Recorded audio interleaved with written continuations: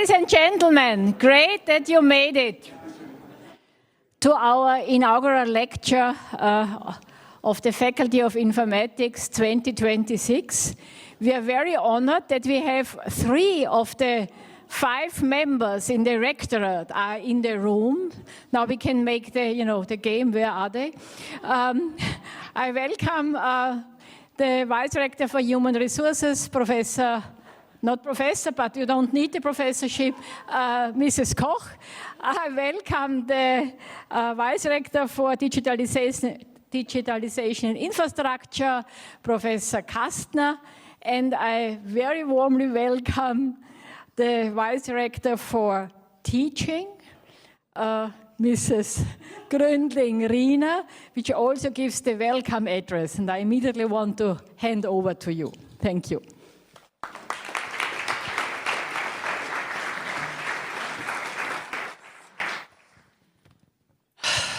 Yeah. Good evening, everybody. It's a great pleasure for me to welcome you all to this very special event. Together with our Dean of Informatics, Gerti Kappel, I have the honor of opening this year's Inaugural Lectures, and no worries, I'll keep it brief. I'm very happy to see so many guests today to welcome our 3 full Professors Jürgen Cito, Tobias Fiebig, Peter Knees. Da sitzt er, ja.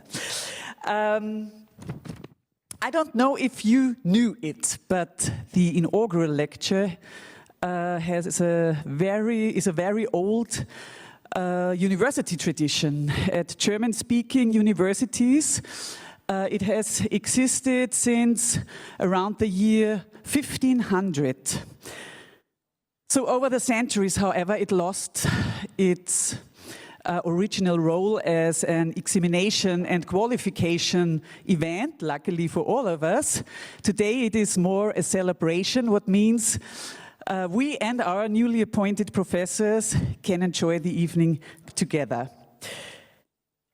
And what we will hear tonight is truly exciting. The program of this evening represents the very heart of TU Wien: curiosity, innovation, and responsibility. Our Faculty of Informatics combines excellent research with strong teaching, technological progress with human values, and international visibility with social relevance. It is one of the, as you know, leading institutions in Europe in the field of computer science and the largest faculty of informatics in Austria. And this success is built on outstanding researchers, dedicated teachers, of course talented students, and on colleagues like the 3 professors we celebrate today. In our strategy paper, Future Fit, we underlined that long-term excellence depends on recognizing future-oriented topics early and developing them further and with courage and determination. Appointing outstanding scientists is therefore not only a personal decision, it is a strategic investment in the future of TU Wien. And our new professors represent fields that are highly important for the strategic future of TU Wien.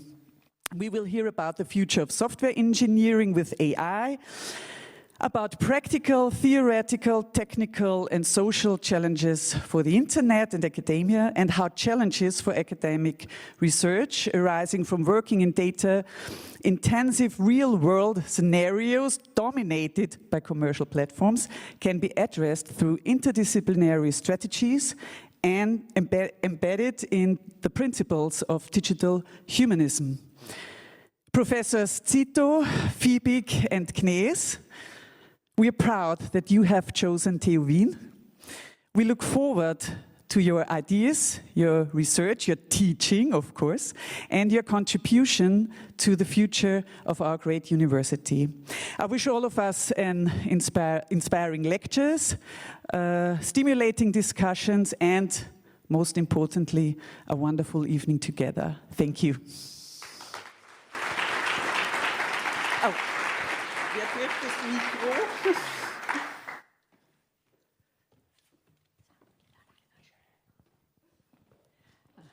Thank you for these very inspiring words.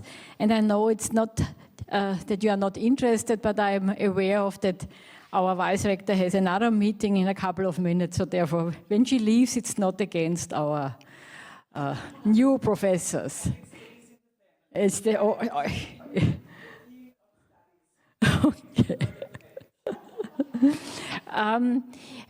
You know, when you have these three very esteemed new colleagues, it's always the question, in which order do you start?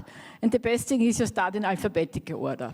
So the first of all will be Jürgen Cito, who will give his inaugural lecture. And I have the pleasure to introduce Jürgen. Yeah? Jürgen did his studies at TU Wien, his bachelor and master studies. Then he did his PhD at the University of Zurich with Harald Gall. And from there he immediately went to MIT, where he had a postdoctoral fellowship, working there for several years. At the same time, he was then also partly connected to Google, to Amazon, and we were lucky enough in 2020 to hire him here for an assistant professorship with tenure track, and I can say the rest is history. Jürgen, from the very beginning on, was working in the area of software engineering, but especially in kind of what, you know, what people also call software engineering in the smalls. He was always looking how, you know, programming languages can be further developed. He was looking into probabilistic programming. But at the same time, he was looking also in software engineering in the large, in the sense of how systems develop, especially 2026. And what has changed in 2026? You all know AI, yeah, has not coming new, but at least over the last 4 years, we are more and more confronted with new tools, new systems. And of course, there's a lot of discussion, do we still need software engineers?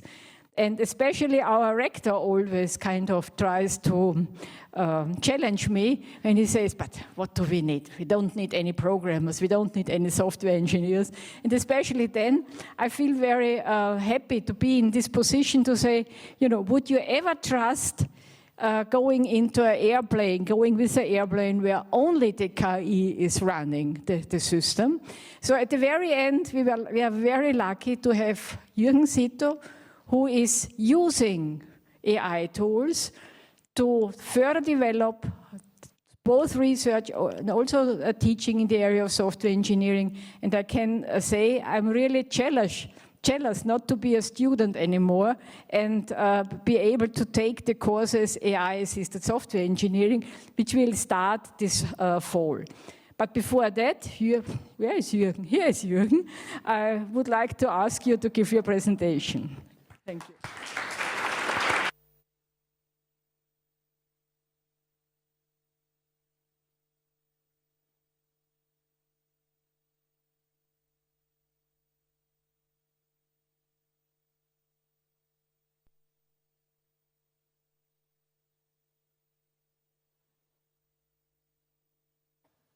Okay.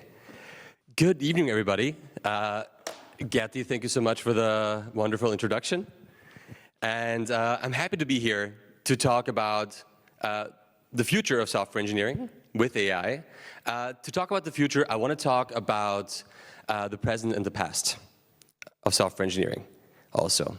So Gerti already introduced me. I started my journey here at TU Wien and made my way not only through academia, but I will have the pleasure to work in industry also with companies like, back then it was called Facebook, now Meta, and recently also Google through a sabbatical. And in the course of this inaugural lecture, I want to talk about the work that we've been doing in my lab, both with students and collaborators as part of this. But before I start diving into, bragging about the accomplishments of the students and the people that I work with, I want to maybe clean up with some potential misconceptions that we have about software engineering and about programming. right? And I want to start with maybe a bold statement, a rather bold statement. Everything starts with a software engineer, and I say this very broadly. The software engineer, I mean, and nowadays that's more true than ever, anyone who wants to achieve building software or using computation for their own good, right? And then the tagline here is what I want to kind of go deeper into. While we kind of know that software engineers, what do? Well, they write code. I feel like this is not controversial at all. What I want to say is when people say, well, software engineering is dead, what I want to say is that, well, maybe software engineering as in I can tell an AI what I want to have, and then it gives me something that looks reasonable potentially at first glance.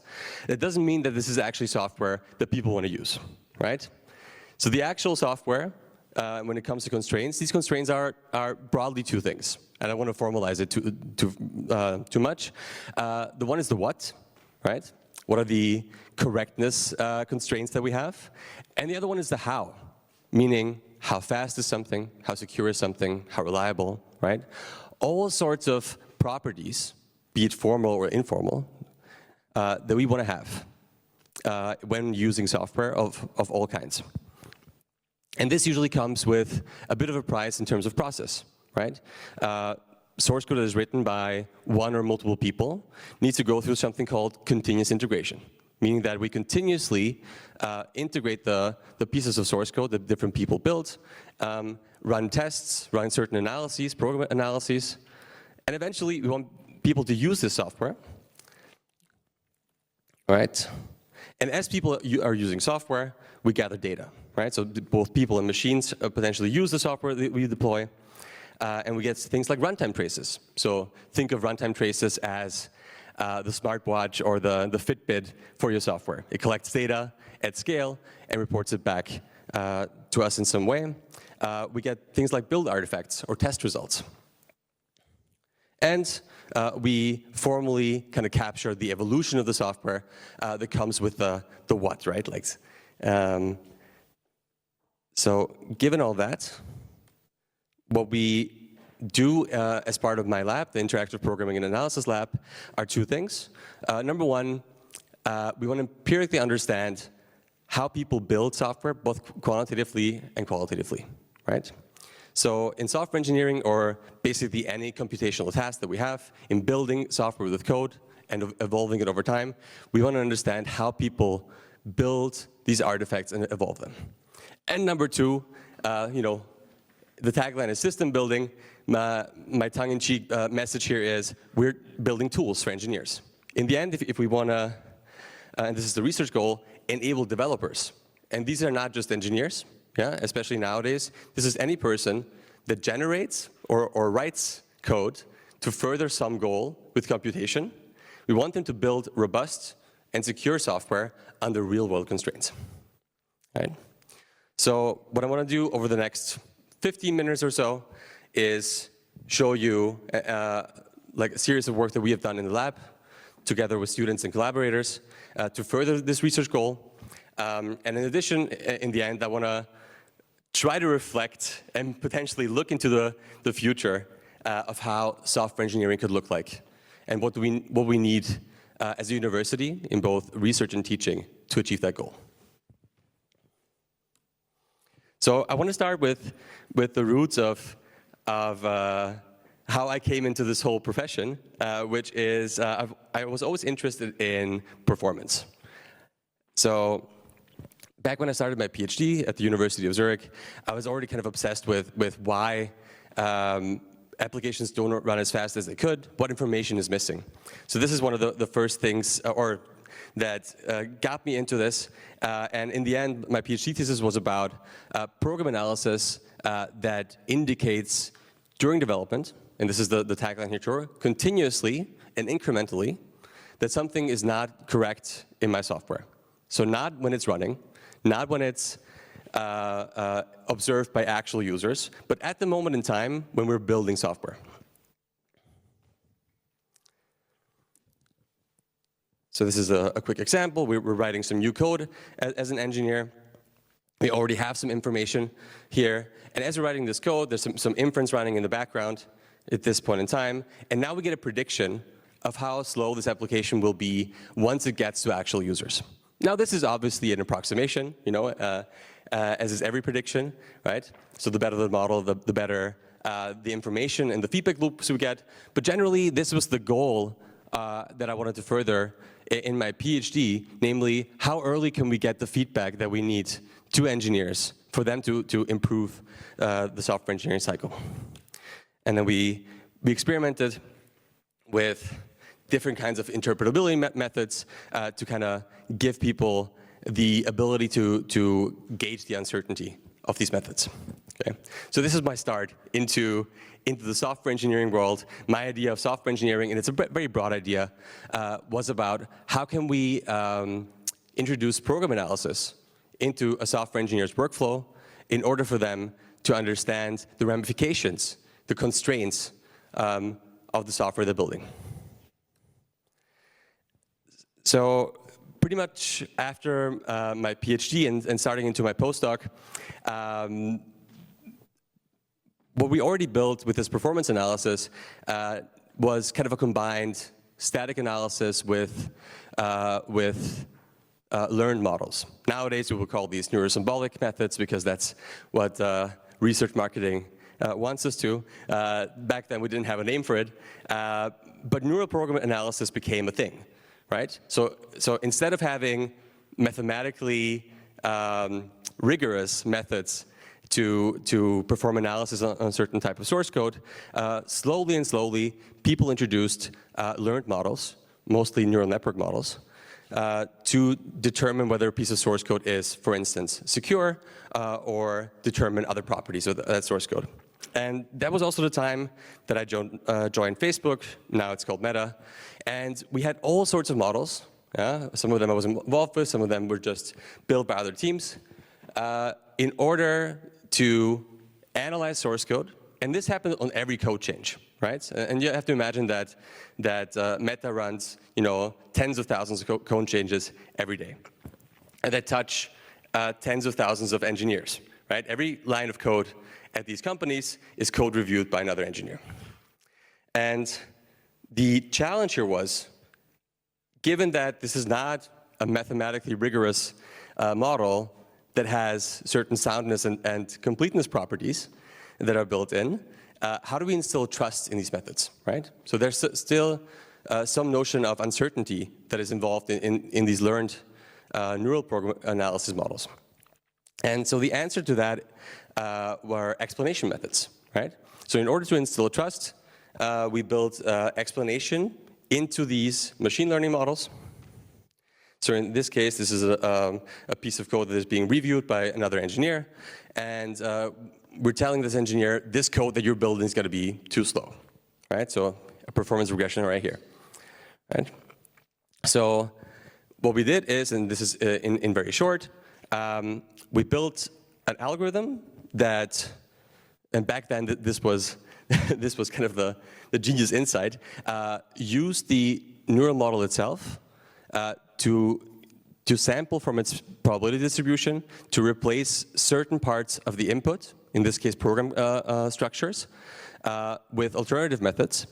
And that contrast between the original source code and the replacement gave us a so-called counterfactual explanation.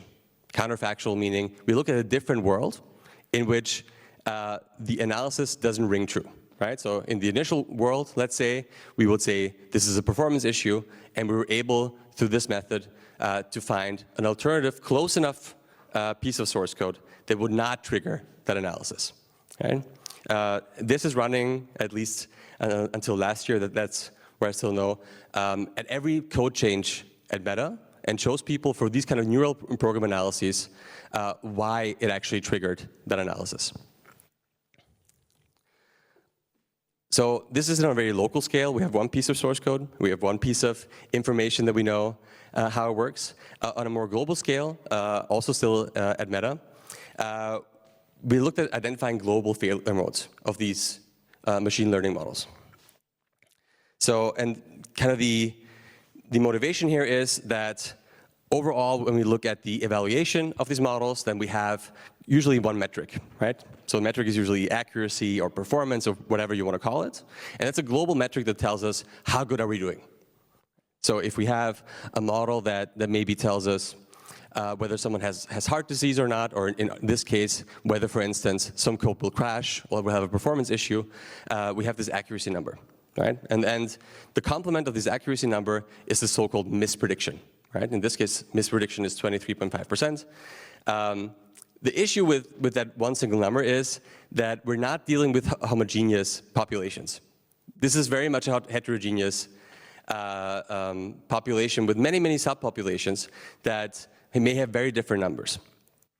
So what this approach was about, and we call this the misprediction diagnoser, is given a certain input space, in this case a tabular data set, this can be any data set that can be featurized in some way, can we effectively find subpopulation where the numbers that we see here are very different? Okay, so effectively, this is an example, and this is a symbolic expression of a global failure mode. Okay, so in this case, we would say if the experience is low and the lines of code are greater than 13 and so on, right? This is the symbolic rule. Then instead of 23% of cases failing, we now have 86% of cases failing, right? So in very concrete terms, what we found at Meta at the time is for a certain bug to commit model, that where the task was given a certain crash report and a set of commits, which commit is likely responsible. We were able to see that for a certain subpopulation, in this case for iPhone apps, where the trace length was greater than 57 and the overlap between traces is less than 35, right? So this is a very specific subpopulation. This is not something that you can hypothesize easily, but we're able to find that for 12% of the population of iPhone users, of Facebook and Instagram and so on, that the app crashed more likely. So what we were able to do is, given this information, we were able to improve how we are actually working with this model.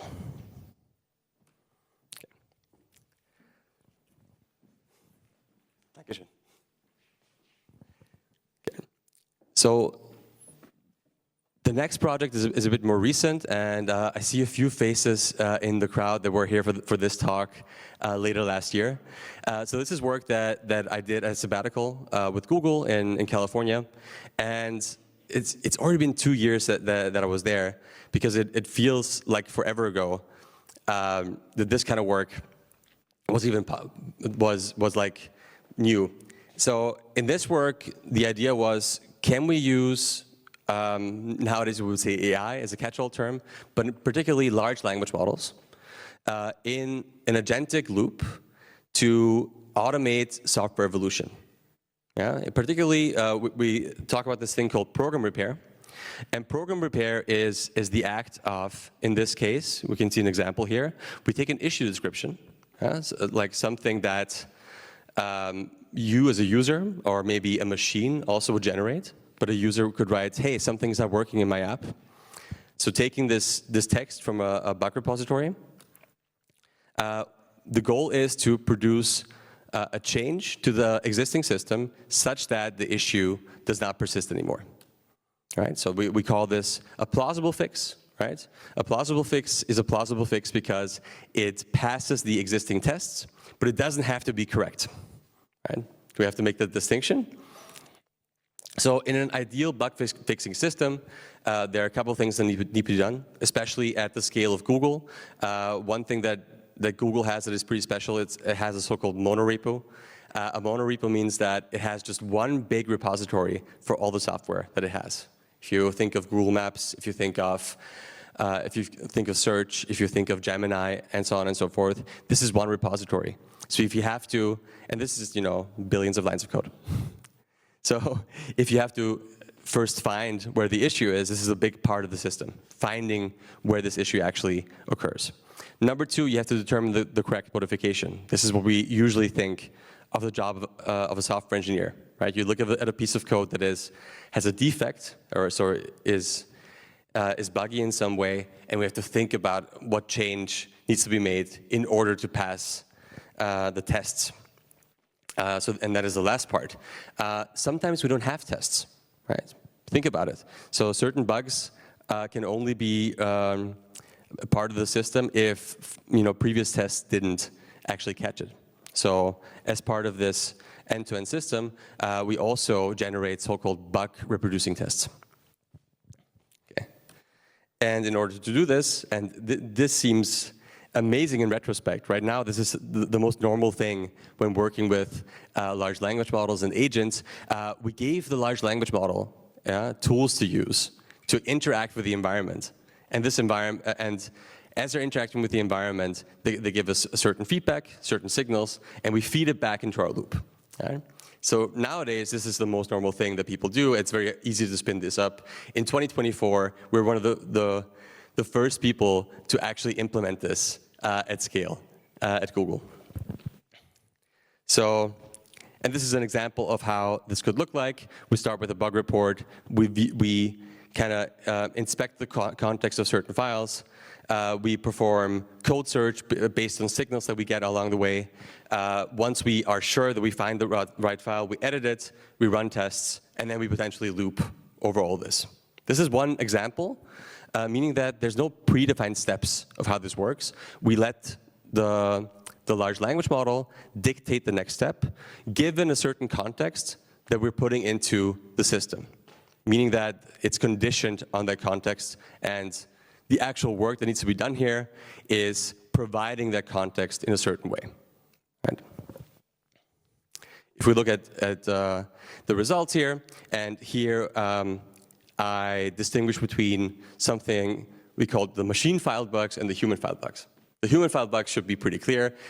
If I or we as humans see a certain issue in the application, we go to a bug tracker and we say, this is wrong, and we report it with as little or sometimes more information that we have. And those are tricky bugs because sometimes humans say, this doesn't work, and this is the end of the bug. So then the AI system needs to find more information along the way. Machine-filed bugs are things that happen through program analysis, right? So this is what I showed you in the beginning. We write analyses that give us signals about the health of our applications, and those also file bug reports. Okay, so if we distinguish between these kinds of bugs, here we see an interesting distribution. If you have a look at the left side, in the beginning, a tool called Blaze dominates. Blaze is a tool at Google that runs tests. So first of all, it tries to reproduce the issue, and then we can see the green dominating over time. The green in this case is editing. Right? So it seems like for machine-filed bugs, editing is trying multiple instances of evolutions is trickier than in human-filed bugs. And if you look at human-filed bugs, the interesting part here is machines are really good at telling you where the issue is. Well, they know because they ran an analysis on it. That's pretty clear. Humans are very bad at telling you where the issue actually is. Right? So if you look at the evolution here, a lot of the initial steps are orange being code search. So the large language model over time needed to actually pin down where the issue is in the part of the software. So this goes back to kind of looking at subpopulations of how systems work. I'm on time, actually. Very good. Yeah, so I talked to Peter earlier. Sometimes it's unclear whether a talk takes 15 or 40 minutes. It's a bit of a surprise.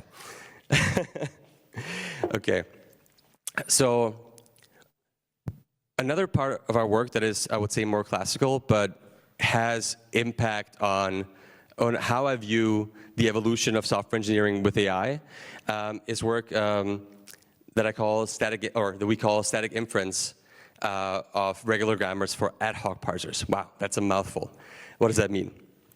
So if we look to the left, there's no need to read this in detail. What we actually do here is a form of specification inference. A system that is built does something. In this case, the phenomenon of interest that we have is parsing, specifically ad hoc parsing.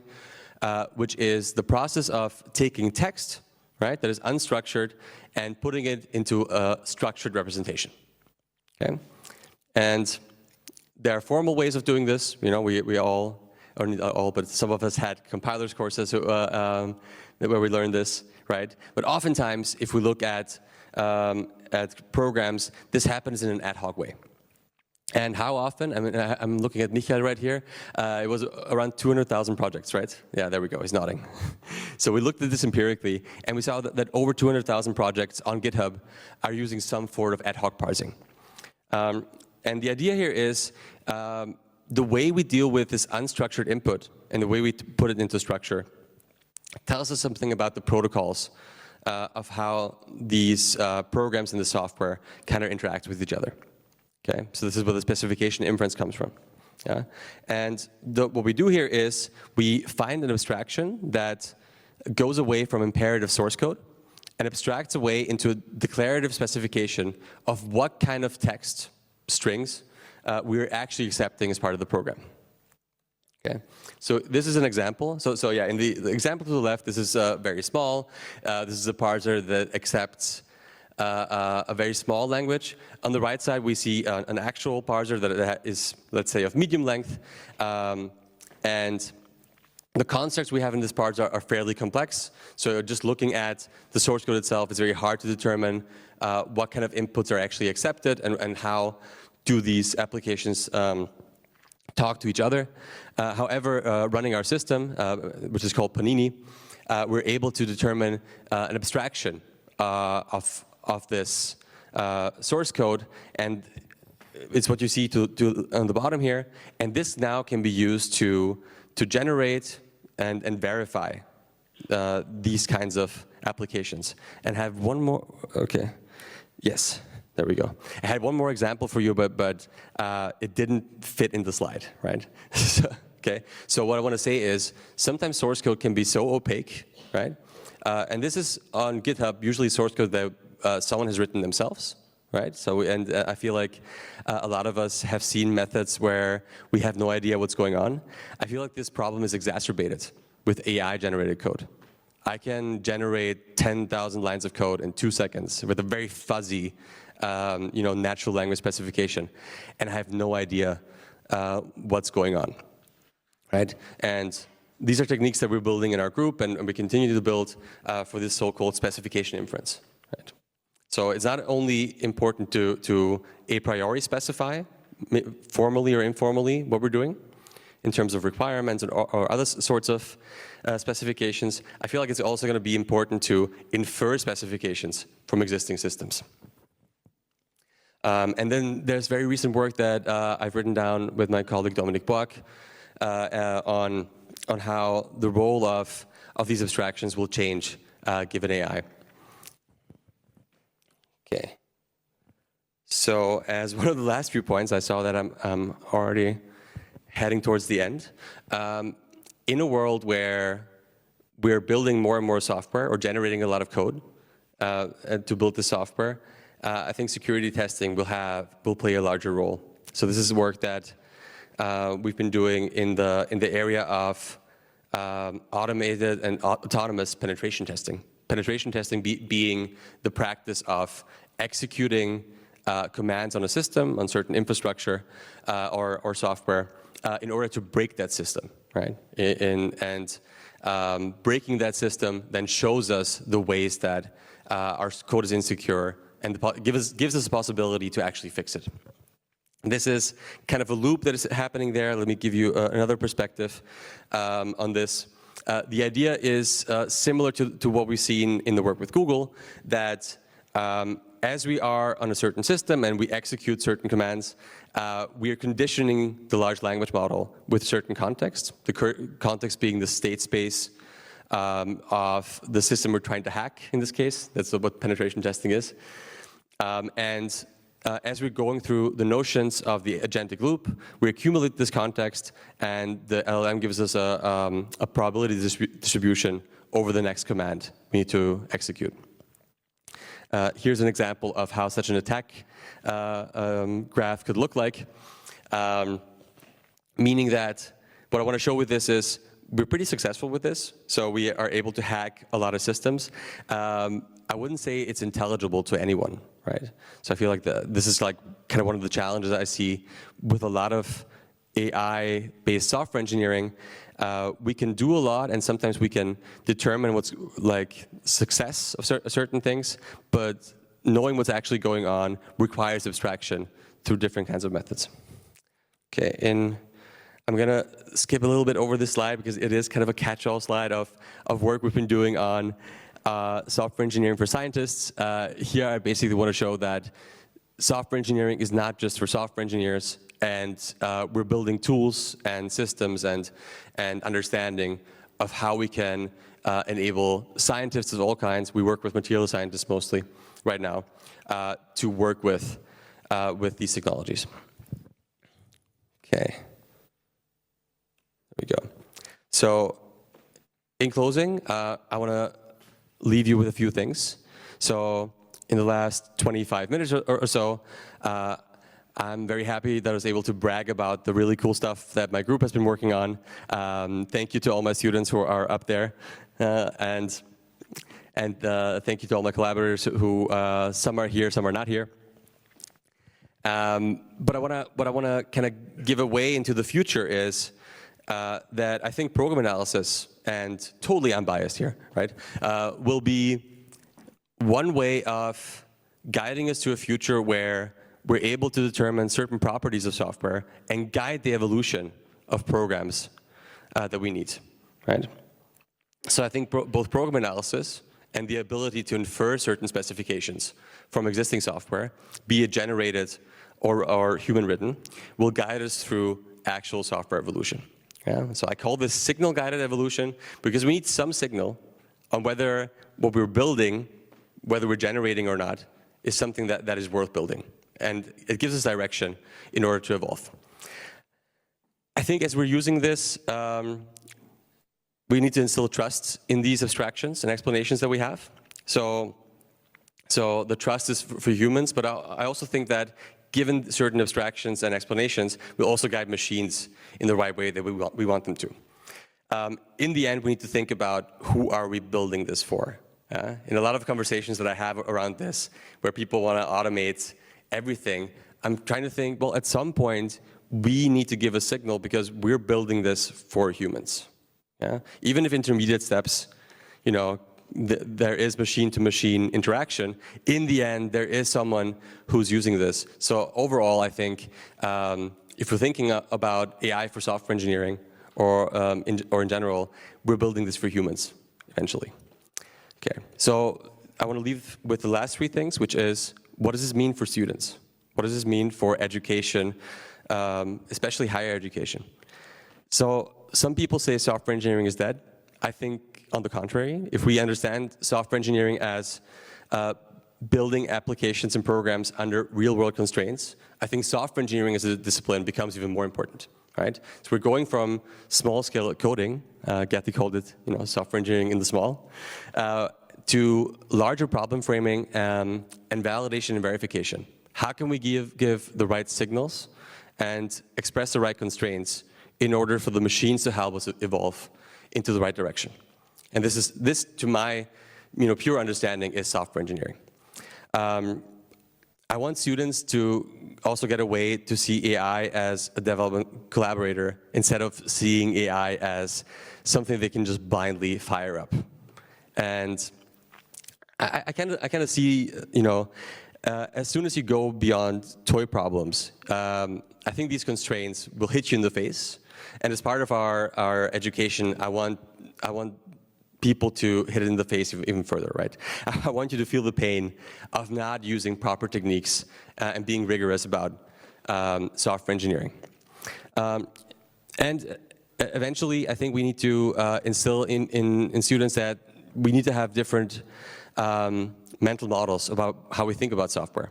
Not necessarily in undergraduate education, but even there. But at the latest, in the graduate education, we need to think about software architecture, right? We're building compositions of systems in the end. We need to reason about compositions of systems in order to be prepared for the future. And I'll leave you with that. Thank you very much.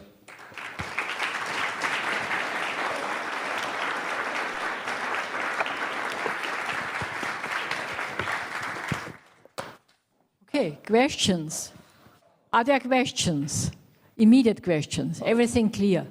You take the course of Jürgen. Yeah, I thought there's a Q&A at the end, but doesn't matter. I'm here. At the end? Okay, we make it at the end. Good. Then I introduce the next one.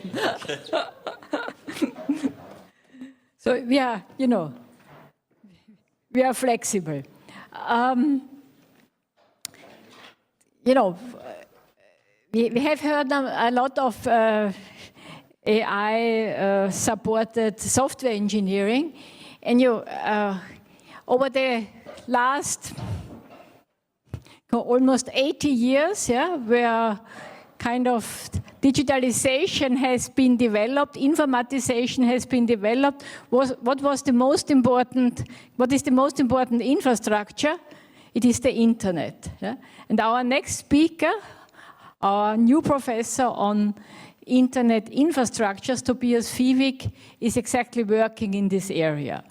Tobias, and this is really interesting, you know, because when you think of computer networks, you think this is something very low level. Guess what? He started out to study Kognitionswissenschaften, cognitive science, and made it down the stack. I would almost say the ISO-OSI 7-layer stack, down to the networks. He studied computer science, he studied computer networks, he did his PhD in the area of computer networks in 2017 at TU Berlin, together with Anja Feldmann. Then he went to the TU Delft to work there as a system professor, came back to the Max Planck Institute of Computer Science, being there a senior researcher and then a research associate. And we are very happy to have you here, Tobias. We finally also, we have heard we are one of the largest computer science faculties in Europe. Finally, we also have a professorship in computer networks.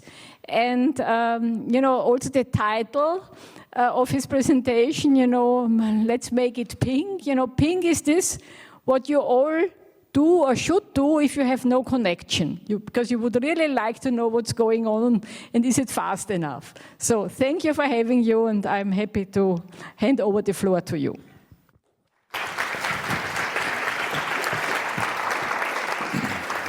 So, welcome everyone. Let me quickly get set up. Let's hope the computers work, because contrary to popular knowledge, I'm not good with computers.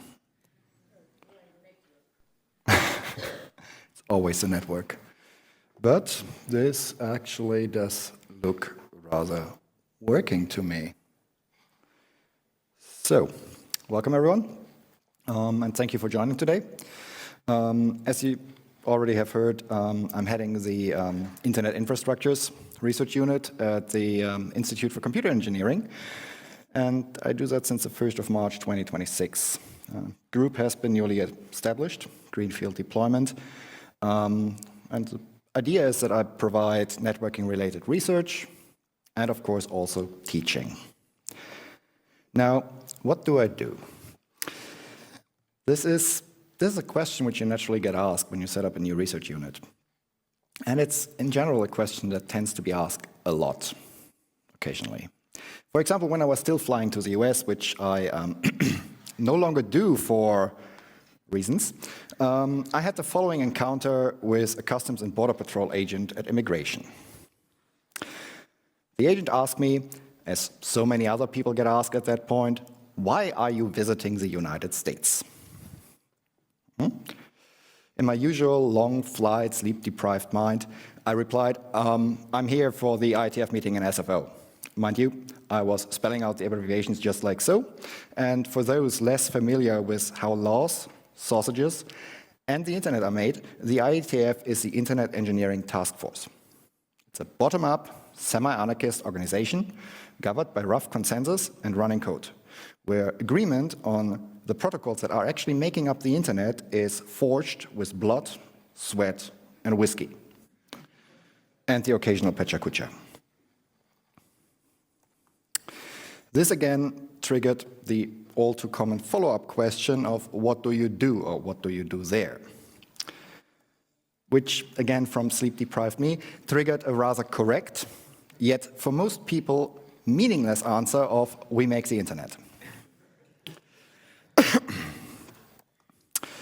Now, this, of course, was not really convincing for the CBP agent, but for some weird reason, they ultimately let me into the country. Nowadays, I'm more afraid of getting out, though, but yeah, different issue. Now, how do we answer this question of what do I do? What do I actually do more meaningfully? And the problem is that answering that is not as easy as it may sound, because my work entails all aspects of the internet. So our dean, Gerti Kappel, had brought up the 7-layer OSI model, and this traditionally consists of layers. Think of it like a protocol lasagna. At the bottom, we have the physical layer. It's cables, Wi-Fi, signaling, and this is a layer I usually consider more of an electrical engineering problem. Not really my domain. Above that, we have the data link layer. That is equally CS and electrical engineering, but also very certainly not my domain. Above that, where we have the network layer. This is where it gets interesting. Today it's effectively just IP, so the internet protocol. And then we have like transport, TCP, UDP, and a few things in between, none of which really should probably sound familiar to most of you. And then we have the application protocols, like those that actually make two computers send an email between each other, application layer. And as a side note, when I say protocol, that is pretty much like a diplomatic protocol, like, you know, when to bow, when to shake hands. It's a set of rules that is commonly agreed upon, which allows exchanging information and intent when properly followed by both parties, only with bits, and kind of exchanged by computers.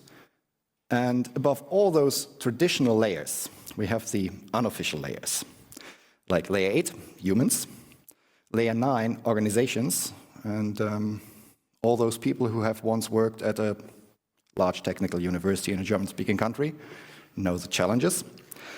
And beyond that, we have the political layer.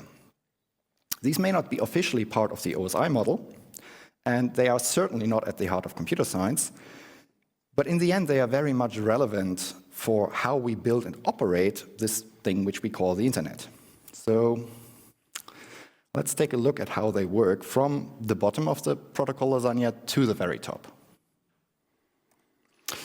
One of the fundamental concepts, as I said, in the internet is the internet protocol, IP addresses. We all heard that in pop culture. And this is the case since around the Internet Flag Day, where on one day we just changed everything about the internet, like everyone agreed. And then 1st of January 1983, we had IP. The legacy IP protocol, IP version 4, has addresses that are 32-bit long, bit on off. We have 32 of those. And when we present them to users, usually we group them into 4 blocks or octets. And these are displayed in decimals between 0 and 255. All things together, this gives us around 4 billion IPs, which at that time was considered pretty much enough. The fact that I, have more than one computer and there's more than 4 billion people, but spoilers, we will get to that. Anyway, with this knowledge equipped, that kind of should also explain why I, as a network engineer, when I watch TV, which I seldomly do for these reasons, and see IP addresses displayed in popular shows, get this funny little itch. The same, by the way, holds for the word cyber, which at least in more applied contexts is usually avoided because it does not really carry specific meaning. It's something that came from popular culture into the general speaking ways to mean something with computers or something like that. That's why I, as an engineer, try to speak specifically, try to avoid the word cyber. Now, TV shows having funny IP addresses, of course, does not preclude network engineers from also having funny-looking addresses of their own. As I said earlier, 32-bit, that is 4 billion addresses. And as I said, I carry more than one computer like with me, and I'm pretty sure, seeing all the computers in the audience, that a lot of people do the same. I mean, your phone is a computer. There's probably people with 2 phones and 1 computer. So this is not enough. And there's a whole lot of layer 8, 9, and 10 issues around this shortage of IPv4 addresses, which I will not go into at this point, but you need to remember they are there. To resolve this issue, resolving all these, well, not only technical issues with a technical solution, very computer sciencey, we designed IPv6, Internet Protocol version 6. And this now has 128-bit addresses. Given that each atom on the planet could technically receive its own IP address with that address space, we should actually be kind of fine for now. Hopefully. Which brings us to the DNS, the domain name system. Because one part of maturing as a network engineer is realizing that not everyone is as apt in remembering IP addresses, especially not IPv6 addresses, as you. It was a hard learning for me, it was an even harder learning for the people around me, but eventually we figured that out. Well, in the beginning, the internet would just be like this name to address mapping, which was in one file, which was just copied from computer to computer. A little bit like, you know, with a USB stick, but more like a public FTP server. That, of course, didn't really scale out too well. Imagine if Google changes an IP address, you would have to get like this file, which you have to put in a place on your computer to get that new IP address. It doesn't really work. So in the late 1980s, the domain name system was designed, which gives us a tree of names, which we can use to look up values associated with those names. Yes, for some it may just be pain, or usually the reason for an outage, but for others DNS is the most distributed database in the world. And this is what enables your computer to figure out to which IP address it actually has to connect when you type www.example.com in your browser. DNS resolver, usually a stub, but it forwards it to a DNS resolver, will first ask the root service, who know where all the top-level domains are. Then it will be redirected to the DNS servers for .com, top-level domain, and then from those to the DNS servers for example.com, and hopefully at that point it will get a response to the question you ask it to resolve, usually. This, of course, is problematic if you recall that IPv4 and IPv6 are somewhat different. The DNS should work for both. However, as our work, this is earlier work from me from 2023, found, only a bit more than half of DNS zones can actually be resolved using IPv6. The problem here is in the branches of the tree we saw before. So zones themselves need to have DNS servers that are reachable via IPv6 to be IPv6 resolvable, but the delegation also needs to be in a zone that is able to be resolved via IPv6 and so on and so on and so on. So the parents need to be resolved. And it's a whole mess of things, which might trigger now, especially if you are not into the internet, very confused, say what? So despite this all sounding very confusing and technical, this is what you need to remember and what this boils down to. There are not enough IPv4 addresses. There's a lot of socio-economical and political problems and even global injustice associated with that shortage.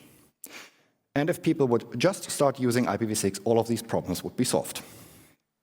Which is kind of exactly where the problem is, because having studied a humanity, cognitive science is a humanity, I actually do know that if a solution starts with if people would just, it is likely not a solution at all.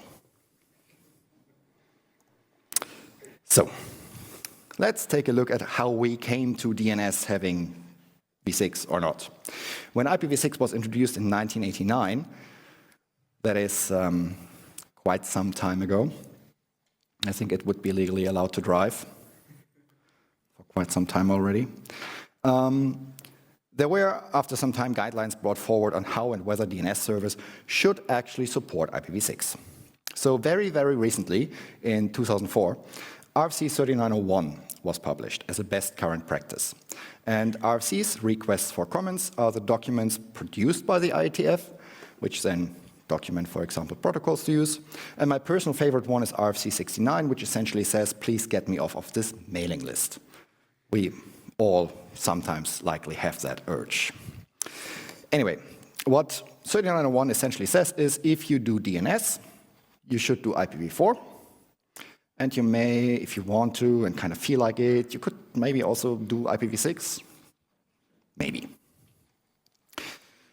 And of course, over time, people began to challenge that wisdom, arguing that it should be time to put a should, uppercase, on IPv6 as well. That discussion already erupted 10 years ago and was constantly challenged by some rather prominent voices, having rather technical arguments on why doing more IPv6 in the DNS would break the internet. So those arguments basically circled around the way you can chop up IP packets in IPv4 and IPv6 if they are too big to send them in one go, and how that may or may not work for IPv4 and IPv6.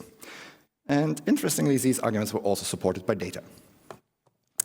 Data I personally do not trust overly well, but well, it was data, so those discussions went in circles for over a decade. Some years ago, I was then invited on a little quest to actually resolve this issue. For that quest, I designed a setup in which I could test how DNS resolution performs under various maximum packet sizes and drop conditions, like if things work or do not work. Also test, for example, what happens if one of the two sides does not know what kind of packet size they could send without it dropping. It's a little bit like you have to send something with post.at and they don't tell you what the maximum packet size is you can fit in there without paying extra.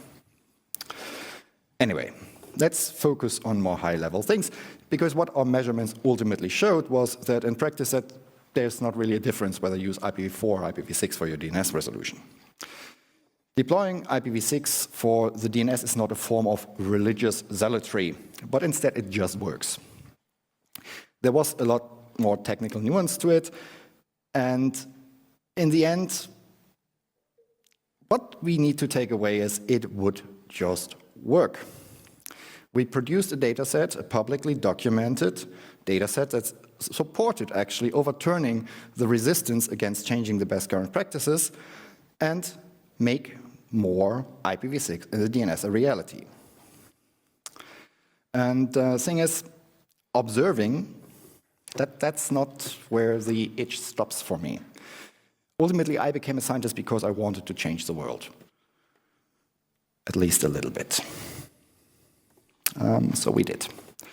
So together with Momoka, who's my co-editor on this, and who had the idea to actually revise 3901 in the first place, we, so her, the DNSOP working group at the IETF, and me as her co-editor, just succeeded in bringing a revised best current practice through the whole consensus process, as I said, rough consensus and running code, in the IETF. And despite some very prominent voices still having opinions and reservations, it is now sitting in the editor's queue and awaiting its publication as an RFC.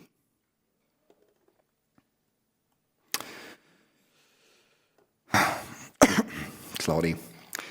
So what we've seen so far was a relatively technical topic between 3, 4, and 5, so layers 3, 4, and 5.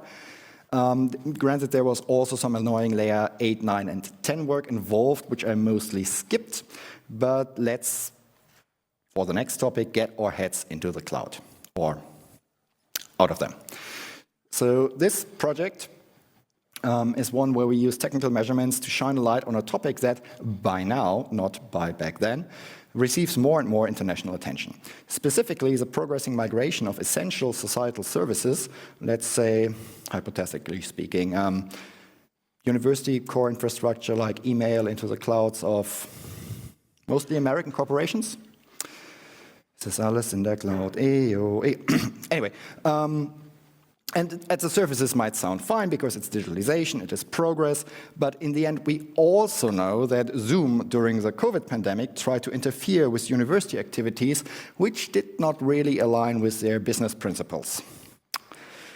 Kind of questionable whether we want that, right? So, what did we find? We again used DNS, DNS-based measurements, and looked at the share of universities that have at least one of their services in one of the big clouds, like Amazon, Google, or Microsoft.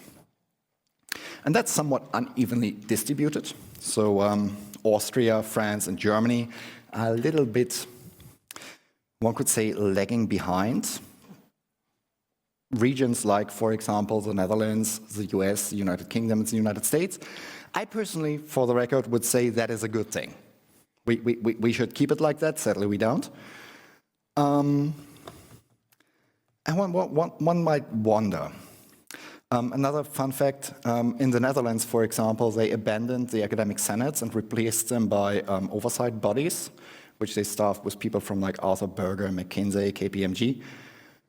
Might be related. Like if you get rid of academic self-organization, all of a sudden you end up in the cloud. We see a similar effect for corporate video chat tools. While in the US there was this gradual increase over time, something weird must have happened in early 2020 that catapulted use of these tools upward for Austria, France, Germany, and Switzerland as well. We are still wondering what that might was. If any of you has an idea what you did in spring 2020, let me know. And for email, we do see similar effects. Well, at least partially for the United States, they are basically with either Google or Microsoft, like Office 365 is all the rage now. There's also a sudden increase of adoption of Office 365 in the Netherlands between 2019 to 2020, and we could actually trace that back to a letter from the Ministry of Interior in the Netherlands, which said like, oh yeah, we talked to the Microsoft people and they pinky promised they're respecting our values and there's no privacy concerns. It's safe to use. And then everyone started doing it. Which kind of begs the question whom we want to be able to read our emails. And more interestingly, why would we want them to read it? So I said protocols, and for email there's SMTP, the Simple Mail Transfer Protocol, which this is how it was initially designed. It was a bit of DNS, SMTP, the Simple Mail Transfer Protocol, and you can send an email and all is good, the email arrives. I can actually still do this by hand, and staple of my lecture is sending an email to one of the important people of the university from themselves. Which is kind of the problem with this, because in its original form, email did not really deal with all of these challenges, and, for example, anyone could send an email as anyone. Hence, with the internet becoming more and more relevant, somewhere in the late 90s, there was an increasing number of email standards put out, many focused on enhancing security and looking over those oversights of the past. This is how it looks today. It's still skipping a lot of things that need to be considered, so there would be a lot more, but then it would not be readable at all anymore. And I could go into all those individual additions that were put on there, protocols, expand acronyms, but I believe the overall picture provides a rather good impression of why running an email service might be considered hard. Which brings us to another hard thing about email, reading them without getting phished. I think everyone here had to do a phishing training at some point. Yeah, so did I. I failed. I'm still in negotiations what we do about this, but apparently I didn't pass the phishing training. And the problem is, for some reason, it just keeps on working.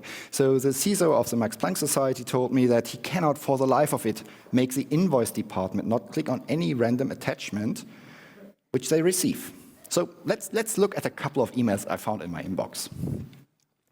So this is an email I got from TU Wien's SAP along with my first payslip. And according to all phishing trainings I ever failed, this one is actually pretty benign. The sender is from @tuwienac.at. I'm addressed by name, and you can't see this really here, but trust me on this, all the links ultimately point to things under tuwien.ac.at. It's amazing. And furthermore, to deal with us having to click through too many emails, I'm only receiving this email once, right? If I want to see it again, I have to go to the SAP portal. Like, I'm only receiving that for my first payslip.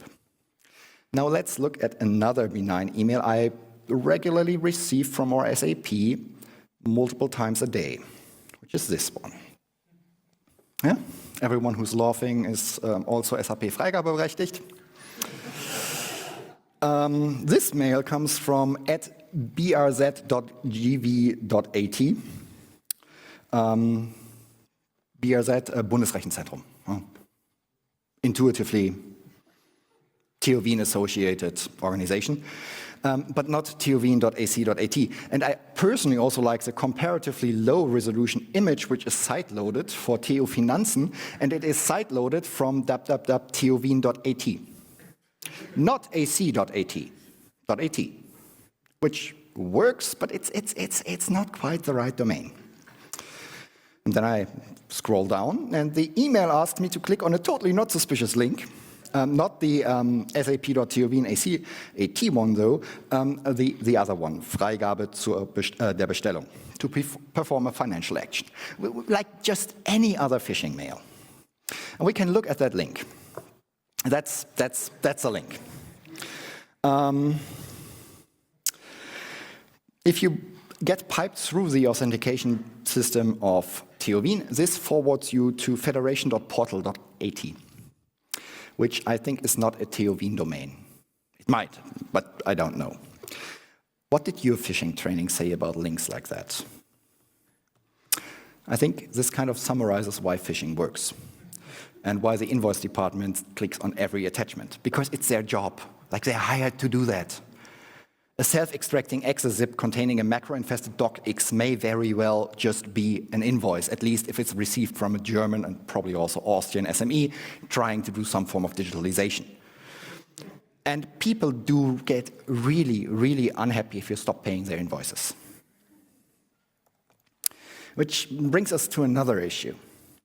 People will do people things, which is why my work also covers human factors, or security misconfigurations, which, after all, are the most prevalent root causes of major security incidents. Humans. In the course of this work, we, for example, also have been looking at what others who have been working on this issue for centuries longer than us, like literally centuries, longer than us in computer science, namely the safety sciences, have been up to. And it turns out that the solutions are rather simple. We just, there it is again, have to do a couple of minor things. The most important aspect is realizing that systems lead to failure and we cannot prevent human error. The best way to do this is having a just culture approach that allows identifying root causes, making sure that those things do not cause harm again. Naturally, we in computer science looked at this and went like, nah, gonna figure that out on our own.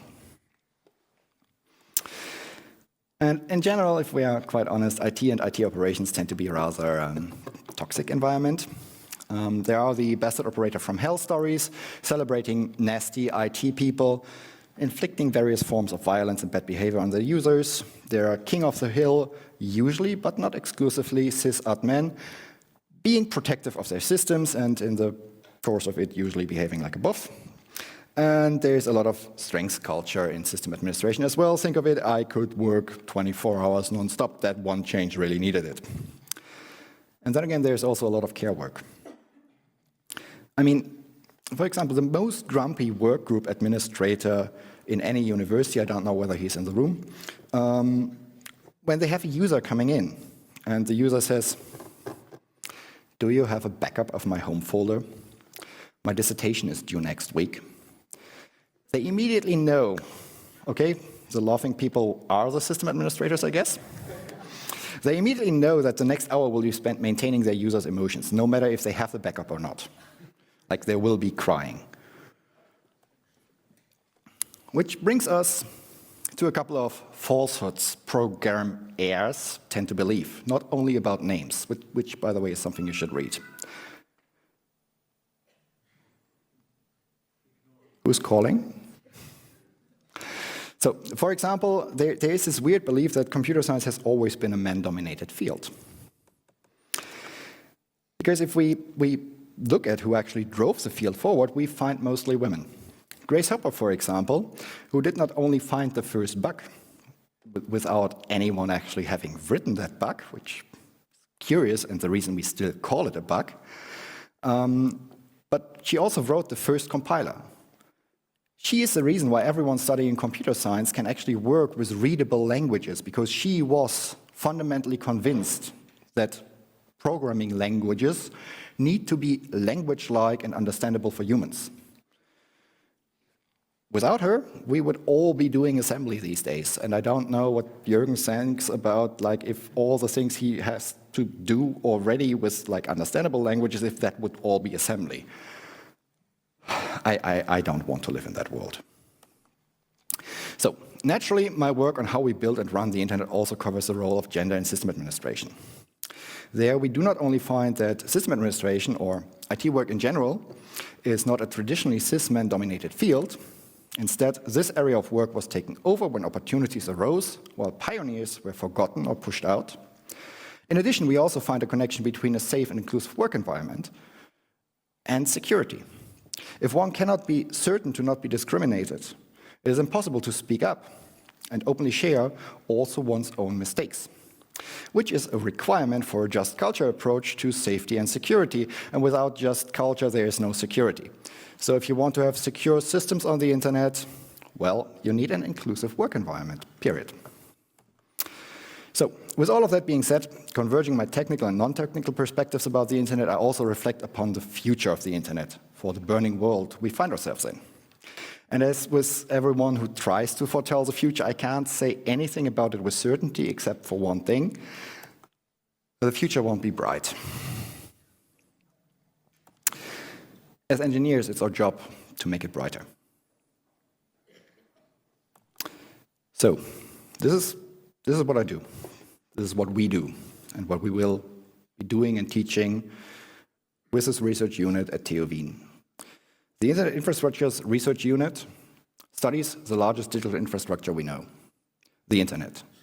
This ranges from protocol development and analysis over empirical network measurements to how we build, design, and implement and operate these systems and networks, so how individuals and society shape these systems, up to how those systems in turn shape individuals and society. Studying digital infrastructure requires in-depth understanding in all its interacting and often seemingly tangentially or not related at all subdisciplines and methods. What we do is we make it ping. Thank you.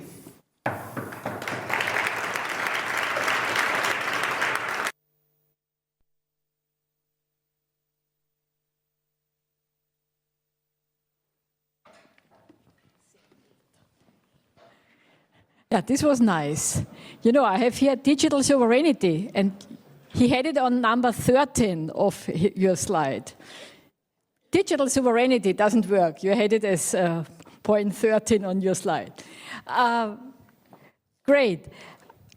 You know, I started with introducing Tobias Fiebig, that he started, in fact, with cognitive science.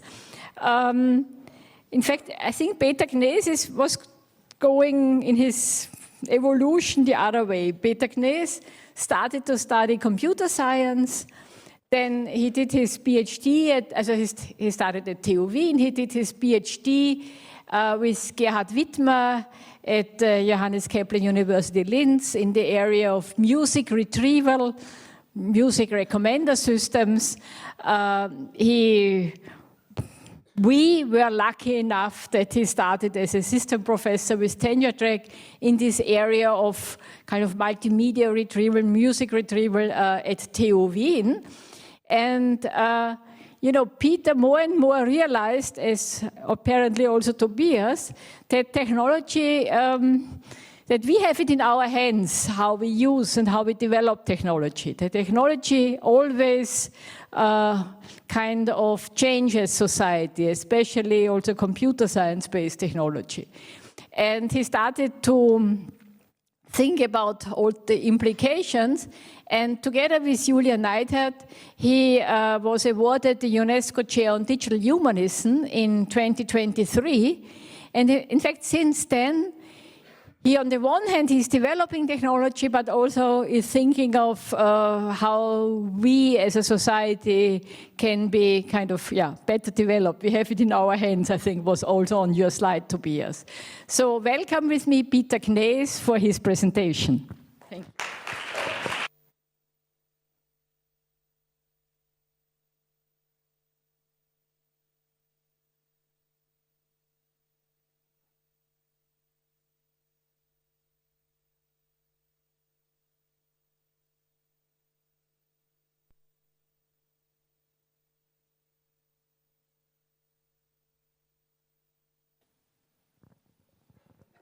Great, seems to work. So, welcome. Good evening from my side. I have to say what an honor it is with having Jürgen and Tobias give this lecture before and sharing the stage with them tonight. It's really a big pleasure. And I just want to mirror what Jürgen said before. We're doing this for humans, and I want to, like, addressing to what Tobias said, despite, I know, yes. But what I want to talk about today, thanks Gerti for the introduction, I wanted to start about introducing myself and my career a bit. I don't have to do that really, but I want to go through a bit of the challenge that I had in terms of like research, starting from music information retrieval, as mentioned before. I will give you one example of music recommender system research, and then how this has evolved, the need for interdisciplinarity and digital humanism, basically to the rescue as the final takeaway for the whole thing. I don't have to talk about my academic career now. Just one thing. I started here in 2000, and I think the first week of October, I was in this room for the first time. And I haven't been on this stage ever before, really. So for some reason, I had never given a lecture here or anything, but this is the first time. It's nice. It looks much better now than it did back then. I remember that. From memory, I have to say, good job here. Okay, so I'm starting with my background in music information retrieval. So there's a definition from 2004, quite old, of this field as a multidisciplinary research endeavor that strives to develop innovative content-based searching schemes, novel interfaces, and evolving network delivery mechanisms in an effort to make the world's vast store of music accessible to all. That was all before Spotify, for instance, right? So this sounds very much like, okay, what can we do with libraries? How can we make sure that people actually can listen to music on the internet, these kind of things? Those were the research challenges back then. It's slightly a different world right now. I think in a way this has succeeded, but still the questions are remaining the same. And a lot of it, since this is a subfield of information retrieval, deals with the question of how to access information, how to find files, for instance, but also extracting information from those files. So a lot of it deals with extraction of, let's say, musical information from a signal or any other source that is, or any other media that is connected to music. So that can be events in time, for instance, the onset of instruments. Where do they start playing? Where does the beat start? Where's the downbeat, so the first beat within a bar? You can think about it like the other dimension in a way, tonal properties, so basically which pitches are being played, which chords are being played, and so on. The question of which timbre do sounds have, which instruments are being played, what about the singers, and so on. This is often then used for questions of music similarity, classification, etc., and most recently also for music representation learning, which then is used in generative AI approaches. So this is a bit dry, maybe. Maybe this rings more a bell, or you know that you know many of these things already. I like to structure it along these two lines: applications in the domain of music listening, applications in the domain of music creation. For listening, I think that probably all of you are using our recommender systems for music, right? So automatic playlist generation, radio stations, etc.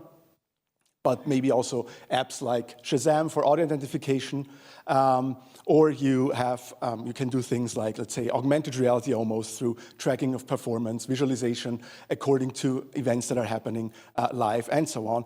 Automatic karaoke, all of that helps basically music consumers in a way. There's also tools that can be used for music creation. Most recently, this is all about prompt-based stuff. So you type in what kind of music piece you want, what kind of composition you want, magically disappears, right? So you get something that is fully produced with the lyrics that you want in a certain genre, et cetera, et cetera.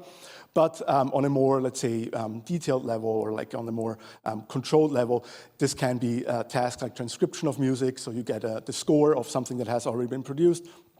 You get the individual stems, the individual instruments being played, and so on. You can use them as samples. All of this for reuse of music. And of course, also, again, in real time, you could use these things for, let's say, improvisations between machine and humans, and so on. I'm going to focus on this first aspect of recommender systems now.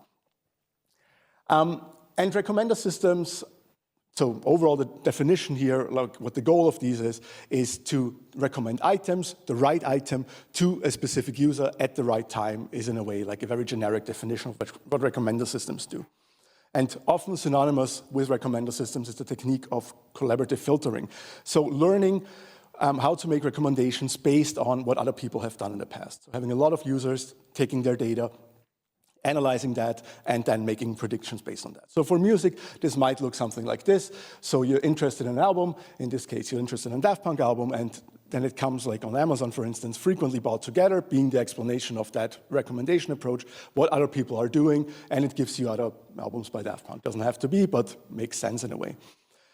The consequence of this collaborative filtering approach is that it optimizes on for the accuracy on past behavior. So this is always historic data that is being used here, and it really tries to make the system work in such a way that this fits what has been done historically.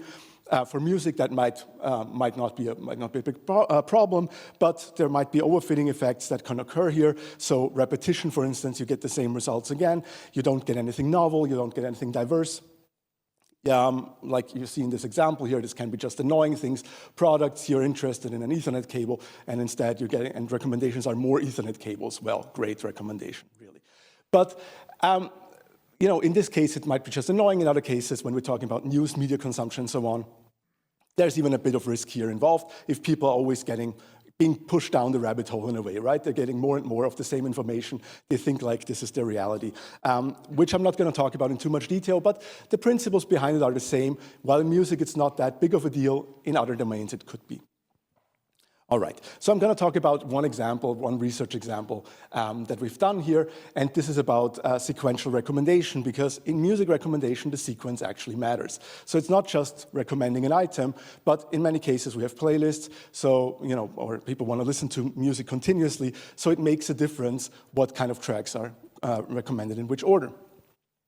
And so sequence-aware recommendation, basically, there's an overview paper on this which has this graphic, which doesn't tell you a lot, but the idea is that over time, there's interactions happening, right? You have a user with at a specific time, with a timestamp, performs a certain action, interacts with some item, and so on, and you put a lot of this information into a recommender, system engine, machine learning approach, whatever, and ultimately, you get as an output a list of items in which the order makes a difference, in which it matters. Actually, in many cases, the user is not that important because we don't have that much user information in sequential recommendation, because it's often sequences, let's say shopping basket completion and so on. But you take a sequence, you take a session basically as a user, and you're trying to see what people are doing within a session, and you make the recommendations on that. I listed some exemplary models just because they're going to appear as baselines here, but throughout the last couple of years, of course, you had algorithms that do that based on convolutional neural networks, on recurrent neural networks, on attention mechanism, bidirectional and unidirectional. Okay, so what is the work that we've done here in the music domain? We had a paper that was called Enhancing Sequential Music Recommendation with Negative Feedback-Informed Contrastive Learning. Let me unpack that for you, why this is actually useful and why this worked. So what happens in sequential recommendation in general is you take the sequences and you're saying like everything that appears here together has to be a good match, somehow has to have some relation, and these things are going together. That's not necessarily the case in music recommendation, because when people are going through these sessions, they actually interact with the music there a lot. So many of the things might not just be stuff they're interested in or they want to consume, but actually things they skip, things they don't want to listen to. And if you just take every item in a sequence blindly, without paying attention to that, you're basically learning all the mistakes too. Like everything that didn't fit goes in there as well. So what we've done in this work really was not a lot of like improving machine learning or anything, but really understanding better what this data is about, what this input data actually means. And so we were looking at negative feedback. We were looking at the question, like which of these are the items, which of these are the tracks that people have listened to and they were actually interested, and which of these were the items that people were not interested in and they skipped. Either we have that explicitly, some data sets have that information, in other cases we just looked out for like very short listens, like shorter than 30 seconds. 30 seconds because also that is usually the time that is taken as a criteria whether like a streaming platform pays out the royalties, right? If it's less than 30 seconds of stream, they're not paying. If it's more than that, then they're paying. So in a way, this is kind of the industry standard of whether something is relevant or not. Whether it makes sense or not is a different question, but that was the way that we used this. And so what we've done here is now looking at the sequence from that perspective of saying, okay, some of these tracks, they have been listened to and some of them not. So we want to optimize our machine learning approach, basically the existing approaches that we had, by a technique called contrastive learning. So not just saying everything that is here like goes together, but actually forming pairs or sets that tell us something about different types of behavior. So something that is a good match and something that is a bad match, and then presenting that to the algorithm and say, learn from this distinction or this difference between them, from this contrast between these items. And we did that simply by changing the learning objective via the loss function. So that is a contrastive loss function that basically says, okay, here's a positive example, the next one that has been listened to, and the negative ones are the ones that have been skipped in the process. And the idea is that with the representation learning that happens here in the system, it should maximize the similarity of the factors, of the representations of all the positive examples, and it should minimize the similarity of the negative ones. So bringing those that actually belong together closer in that latent space and pushing those away that don't belong based on the feedback that we have. So actually, this was work that we've done based on my stay at Georgia Tech, and then we've continued here with Shahrzad, who I'm going to mention in a bit. I'm going to bring a slide with all the results, and I'll give you like 10 seconds to digest that, because it's exactly the kind of slide you don't want to have. It's a lot of numbers, and you don't know what you're looking at. There you go. Okay. Take your time.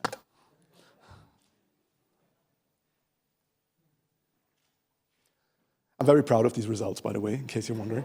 No, actually, they're very good. Okay, what do we have here?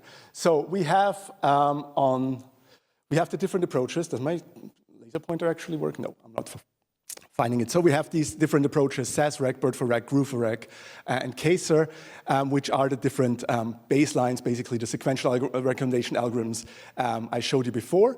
And then we have two non-sequential algorithms just as a baseline for the approach.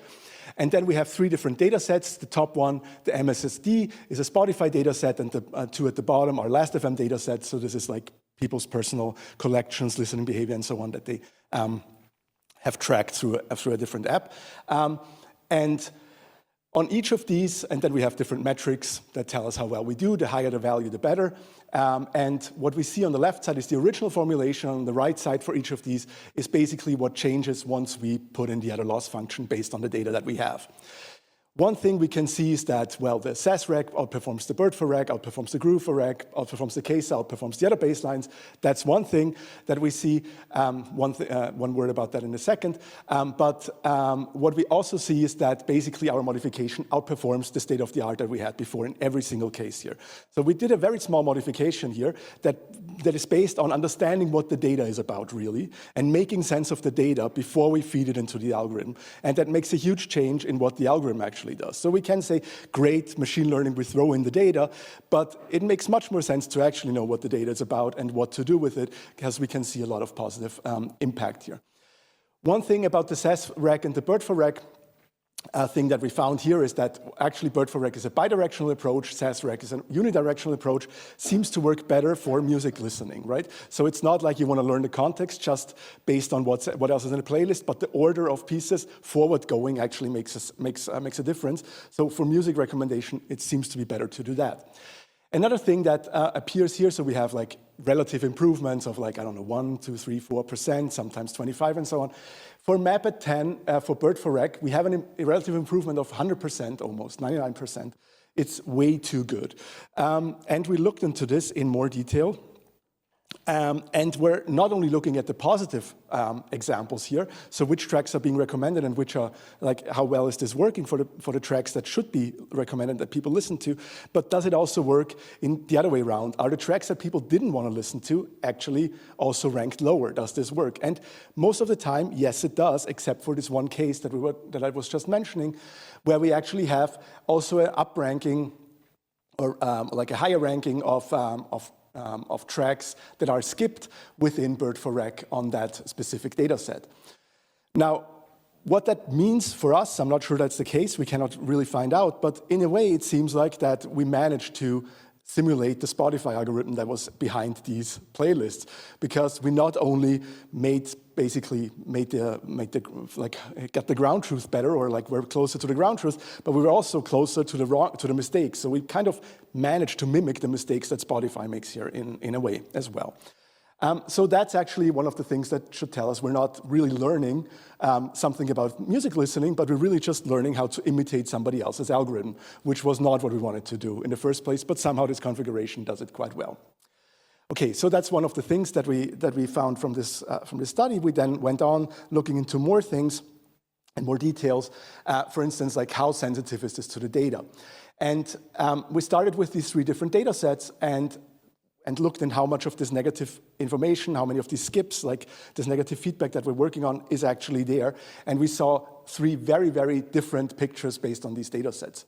First of all, they have weird distributions according to the time where the events come from. So the Spotify data set we used has some information like around 2000, and then all of a sudden, then nothing, and then, or like no skips, but less data there, but nothing negative, and then a lot of data all of a sudden coming back. Some of the data sets like only cover a very short period of time, small data sets, and really the distribution is kind of all over the place here.